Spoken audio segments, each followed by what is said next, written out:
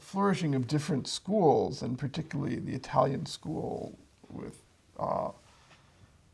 very beautiful geometric ideas and not a lot of technique, and then the flourishing of the French school with enormous technique and eventually some amazing results.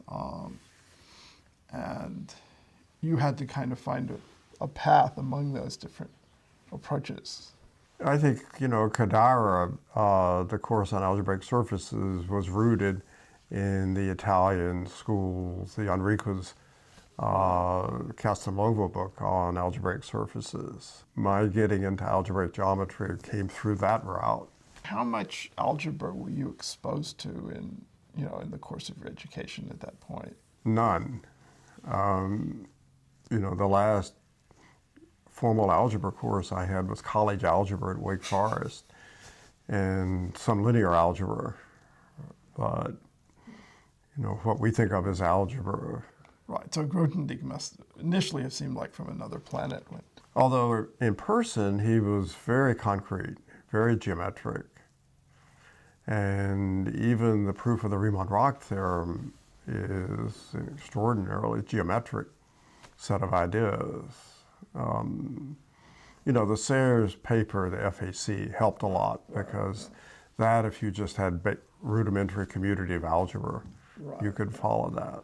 Well, in some sense, I think there weren't easy places to learn the algebra that you needed.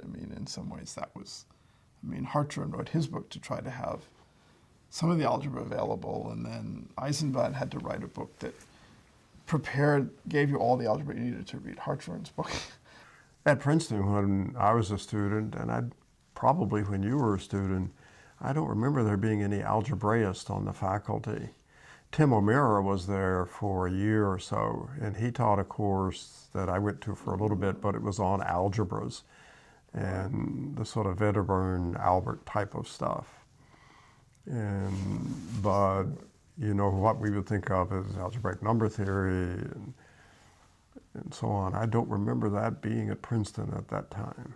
Iwasawa was there, I guess. Maybe Iwasawa had come, yeah. So that was after I was a student. Yeah, Iwasawa and Shimura came, and they kind of really then established, and I guess there was some representation theory, but I know when I came, somehow topology was, seemed like it was going to carry all before it. Of course, Princeton, going back to Lefschetz in the 30s, was sort of the center of topology. So he was still, he and Bachner were both still there when... Bachner and Lefschetz were still around. And Feller. Yes. And Alonzo Church. It was a wonderful faculty. Yeah.